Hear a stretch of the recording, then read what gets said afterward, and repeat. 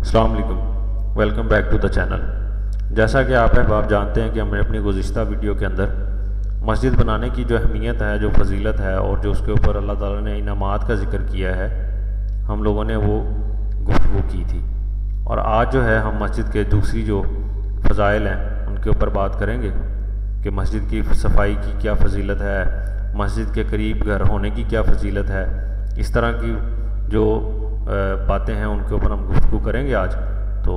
وقت کو ضائع کیے بغیر جو ہے وہ ویڈیو کی طرف چلتے ہیں۔ اچھا، ہم سب سے پہلے دیکھتے ہیں کہ مسجد کے قریب جو گھر ہے اس کی کیا فضیلت ہے۔ تو اس کے لیے حضرت حذیفہ رضی اللہ تعالیٰ عنہ سے مروی ہے کہ آپ صلی اللہ علیہ وسلم نے فرمایا، قریب مسجد کے جو گھر ہو دور گھر کے مقابلے میں وہ ایسا ہے جیسے غازی کو فضیلت حاصل ہے گھر بیٹھنے والے پر۔ تو آپ دیکھیں کہ یہ کتنی زیادہ جو ہے اس حدیث کے اندر جو ہے قریب گھر والے کی فضیلت بیان کی گئی ہے، مسجد کے جو قریب گھر ہے، کہ اس کی فضیلت کو اس طرح سے موازنہ کیا گیا ہے نبی کریم صلی اللہ علیہ وسلم کی حدیث کے اندر کہ جیسے غازی کو جو فضیلت حاصل ہے نا، کہ جو بندہ گھر پہ بیٹھا ہے۔ اور غازی کون ہے؟ جو میدان جنگ میں جائے، اللہ کی راہ میں لڑے، کافروں کو مارے اور واپس زندہ سلامت لوٹ آئے۔ تو اس کی کیا فضیلت ہے اور اس کا کیا مقام و مرتبہ ہے، وہ آپ سب لوگ بڑی اچھی طرح سے جانتے ہیں۔ تو جو لوگ گھر پہ بیٹھے رہتے ہیں ان کے مقابلے میں اس غازی کی کیا اہمیت ہے، وہ کس مقام و مرتبے پہ فائز ہے۔ اور جو گھر بیٹھنے والا شخص ہے وہ کچھ بھی نہیں حاصل کرتا، وہ تو صرف گھر پہ بیٹھا ہے، اس کو تو کچھ بھی حاصل نہیں ہے، اس کی فضیلت تو عام بندے جیسی ہی ہے۔ تو آپ دیکھیں کہ جس بندے کا گھر نزدیک ہے اس بندے کو کس قدر جو ہے وہ ثواب مل رہا ہے۔ اب ہم جو ہے وہ دیکھتے ہیں کہ اگر کسی کا گھر دور ہے تو اس کے لیے کیا حکم ہے۔ تو اس کے لیے حضرت ابو ہریرہ رضی اللہ تعالیٰ عنہ سے مروی ہے کہ آپ صلی اللہ علیہ وسلم نے فرمایا، جو مسجد سے جتنا زیادہ دور ہوگا اس کا ثواب اتنا ہی زیادہ ہوگا۔ اب اس میں دیکھیں کہ اس میں کیا فائدہ ہے کہ جتنے قدم مسجد کی جانب نمازی چل کے جائے گا، ٹھیک ہے، اس کے جتنے قدم اٹھیں گے مسجد کی طرف اس کا ثواب ملے گا۔ ظاہر ہے دور رہنے سے زیادہ قدم اٹھیں گے تو زیادہ ثواب ملے گا۔ اسی ثواب کی وجہ سے آپ نے منع فرمایا کہ جو لوگ مطلب دور دراز کے جگہوں پہ رہتے ہیں اور وہ مسجد کے قریب آنے کی کوشش کرتے ہیں کہ ہم مسجد کے قریب آ جائیں تو دوسرے لوگوں کو جو ہے وہ مشکل کا سامنا نہ کرنا پڑے، تو اس لیے پھر جو ہے اس میں ایک نبی پاک صلی اللہ علیہ وسلم کی حدیث بھی موجود ہے کہ لوگوں نے جو ہے وہ قریب آنے کی کوشش کی نبی پاک صلی اللہ علیہ وسلم کے زمانہ مبارک میں، تو پھر نبی کریم صلی اللہ علیہ وسلم نے فرمایا کہ جو بندہ جتنا دور ہے وہ جب وہاں سے چل کے آئے گا تو اس کو اتنی ہی زیادہ نیکیاں ملیں گی۔ ظاہر ہے دور سے آنے میں تکلیف زیادہ ہوتی ہے تو ظاہر ہے اس کا نیکیوں کا جو ہے وہ بھی زیادہ ہوگا۔ تو اس لیے اگر آپ کا گھر دور ہے، مسجد سے تھوڑے فاصلے پہ ہے، تو آپ اس نیت سے آتے ہیں کہ مسجد میں جا کے نماز پڑھنی ہے تو آپ کو نیکیاں بھی زیادہ ملیں گی۔ اب ہم جو ہے وہ مسجد کی صفائی کی فضیلت کی طرف دیکھتے ہیں کہ جو مسجد میں نمازی آتے ہیں یا جو مسجد کے متولی ہوتے ہیں وہ مسجد کی صفائی کرتے ہیں تو اس کی کیا فضیلت ہے، اللہ تعالیٰ نے ان کے لیے کیا انعامات کا ذکر کیا ہے۔ تو مساجد اللہ پاک کے گھر ہیں،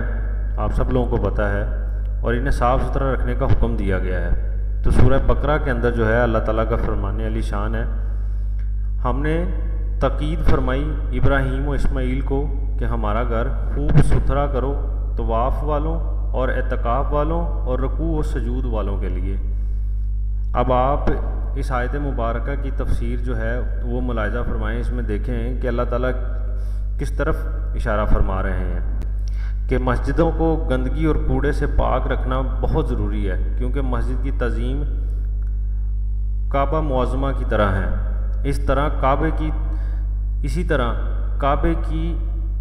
مسجد کی چھت پر بھی بلا ضرورت نہیں چڑھنا چاہیے، تو سیم اسی طرح مسجد کی جو چھت ہے اس کے اوپر بھی بلا ضرورت نہیں چڑھنا چاہیے کہ مسجد کی چھت اونچی ہے یا اس کے اوپر کسی شغل کے لیے انسان کو کبھی بھی نہیں چڑھنا چاہیے۔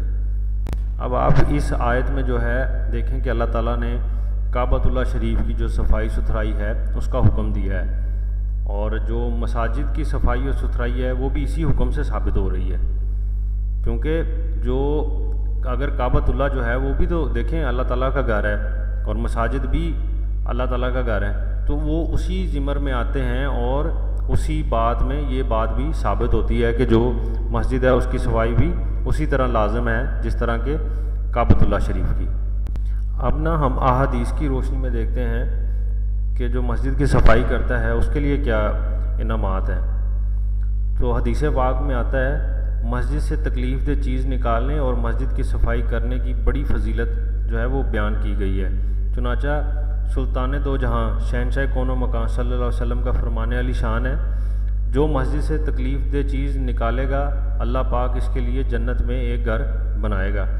اور ایک اور جگہ ہے، حضرت سیدنا حضرت عبداللہ بن عباس رضی اللہ تعالیٰ عنہ فرماتے ہیں ایک عورت مسجد سے گرد و غبار صاف کیا کرتی تھی، جب اس کا انتقال ہوا تو نبی کریم صلی اللہ علیہ وسلم نے ارشاد فرمایا کہ میں اسے مسجد سے گرد و غبار صاف کرنے کی وجہ سے جنت میں دیکھ رہا ہوں۔ تو آپ اس حدیث سے جو ہے جو لوگ مسجد کی صفائی ستھرائی کا خیال رکھتے ہیں آپ ان کی جو فضیلت ہے اس کا اندازہ لگا سکتے ہیں۔ تو مسجد کی جو صفائی ہے اس کے لیے آج کل تو بڑی جدت آ گئی ہے، جیسے کہ مسجدوں کے اندر کلین کی صورت میں اب صفیں موجود ہیں، اب وہ پرانے زمانے والی مسجدیں رہی نہیں ہیں، تو نہ مسجدیں اب کچی ہوتی ہیں اور لیکن پھر بھی مسجد کی جو صفائی ہے اس کو بڑا ملحوظ خاطر رکھنا چاہیے۔ آپ جانتے ہیں کہ اب تو وہ کلین کی صورت میں جو ہے وہ آپ اس کو صاف کر سکتے ہیں، ٹھیک ہے، اور باقی اور بھی جو چیزیں ہیں جیسے کہ کوئی پرندہ آ جاتا ہے اور پرندہ گندگی ڈال دیتا ہے، اس گندگی کی صفائی کر دینی چاہیے۔ اکثر پرندے آ جاتے ہیں مسجدوں کے اندر، اور اس طرح کے دوسری چیزیں ہیں، کوئی موذی جانور آ گیا ہے تو اس کو جو ہے آپ اٹھا کے جو ہے اس کو باہر لے جائیں، اس کو وہاں سے ہٹائیں کیونکہ وہ نمازیوں کے لیے مضر ثابت نہ ہو۔ تو اس طرح کی بہت ساری چیزیں ہیں جو مسجد کے احترام میں ہیں، اور مسجد کے احترام میں یہ بھی ہے کہ وہاں پہ جو ہے وہ فضول بات نہ کی جائے اور دنیاوی باتوں سے جو ہے وہ پرہیز کرنا چاہیے انسان کو۔ آج کل ہمارے معاشرے میں یہ بہت زیادہ رائج ہو چکا ہے کہ لوگ فضول باتیں جن کا مسجد سے کوئی لینا دینا نہیں ہے وہ مسجد میں بیٹھ کے بڑے جو ہے اطمینان سے کر رہے ہوتے ہیں، اور اگر کوئی ان کو بندہ منع کرتا ہے تو اس چیز سے وہ ناراضگی کا اظہار کرتے ہیں۔ تو ایسا نہیں کرنا چاہیے اور اس کی بڑی ممانعت ہے، اور انسان کو چاہیے کہ وہ سکون سے آئے اور اس کو اللہ تعالیٰ کا جو ہے وہ ذکر بڑے سکون کے ساتھ کرے۔ اچھا، مسجد میں جو ہے وہ لوگوں کو ایک دوسرے کو جو ہے نا وہ چیخ کے نہیں بلانا چاہیے، ایسے ہی لوگ ایک دوسرے کو بڑی اونچی آواز میں آوازیں دیتے ہیں، تو یہ بات بھی منع فرمائی گئی ہے کہ اس طرح کا جو معاملہ ہے وہ نہیں کرنا چاہیے۔ اور مسجد میں سے جو بھی آپ صفائی کرتے ہیں جو مٹی صورت نکلتی ہے اس کو کوشش کرنا چاہیے کہ کسی اونچے مقام کے اوپر جو ہے اس کو ڈالنا چاہیے۔ اور بعض لوگ جو ہیں وہ میں نے دیکھا ہے کہ مسجد کے اندر لیٹ جاتے ہیں آرام کرنے کے لیے، اور وہ ان کو اس چیز کا احساس نہیں ہوتا کہ وہ کس طرح سے لیٹنا ہے، تو لہٰذا وہ کوشش کریں کہ وہ بالکل سیدھا لیٹیں اور دونوں ٹانگوں کو آپس کے اندر ایسے جیسے دو انگلیاں پھنساتے ہیں ایسے ایک ٹانگ کو دوسری ٹانگ کے اوپر رکھ کے جو ہے وہ لیٹنا چاہیے اور سیدھا لیٹنا چاہیے۔ لوگ الٹا لیٹ جاتے ہیں یا ایک طرف لیٹ جاتے ہیں، اس طرح نہیں کرنا چاہیے، بالکل سیدھا لیٹنا چاہیے۔ تو یہ بھی مسجد کے آداب میں شامل ہے یہ چیز۔ اور کچھ لوگوں کا خیال ہوتا ہے کہ جو وضو خانہ ہے جو وہ، اور جو باتھ روم ہے وہ، اور امام صاحب کا جو حجرہ ہے وہ، یہ سب مسجد کے حصے میں آتے ہیں۔ تو یہ مسجد کے حصے میں نہیں آتے، یہ مسجد سے الگ ہوتے ہیں۔ مسجد صرف وہی حصہ ہے جہاں پہ اللہ تعالیٰ کی عبادت کی جاتی ہے، اور مسجد کے اندر بالکل بھی تھوکنا اور جو لوگ پان کھاتے ہیں اس کی پچکاری مارنا بالکل جو ہے وہ جائز نہیں ہے، وہ بالکل مناسب نہیں ہے، اور تھوک بھی نہیں انسان کو پھینکنی چاہیے مسجد کے اندر، وہ بھی مسجد سے باہر جا کے اس کا جو ہے اس کو پھینکنا چاہیے۔ تو آپ آج دیکھیں کہ ہم نے بڑے اختصار کے ساتھ جو ہے وہ مسجد کے آداب اور اس کی جو دوسری فضیلت ہے اس کو بیان کیا ہے۔ تو اللہ تعالیٰ سے دعا ہے کہ اللہ تعالیٰ ہمیں اسی طرح جو ہے دوسروں کی مدد کرنے کی توفیق عطا فرمائے،